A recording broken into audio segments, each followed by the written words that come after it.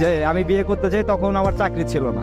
তখন ওর মা বাবা ডিরেক্ট বলে যে না, বিয়ে দিতে পারবো না। তখন ও সবার সামনে একটা কথা বলছিল, আমার এখনো পরিপূর্ণভাবে মনে আছে। আমি ওর সাথে চলে যাবো, ও আমাকে যদি রাস্তায় নিয়ে রাখে তাতেও আমি থাকবো। তোমাদের যদি ভালো লাগে তোমরা আমাকে দিতে পারো, আর যদি না দাও আমি নিজে চলে যাবো, আমাকে আটকাতে পারবে না। তো তখন কথাটা শুই না, মানে এতটা ভালো লাগছিল আমার, আমি আসলে বলে বোঝাতে পারবো না যে এত ভালোবাসতে পারে কেউ। তখন ওর ফ্যামিলি ওর গার উপর হাত উঠায়, হাত উঠানোর পরে আমি ওনাদের অনেক রিকোয়েস্ট করি, তারপর ওটা শুনে নাই। ও তখন আমার হাতটা ধরে সবার সামনে বলতেছে চল। সবাই বলছে না যে তুমি কিছু করতে পারবা না, আমি সবার একদিন দেখাই দেবো যে তুমি কিছু করতে পারবা, তুমিই পারবা, তোমার দ্বারা সবকিছুই সম্ভব, আমি সেটা প্রমাণ করাই দিব।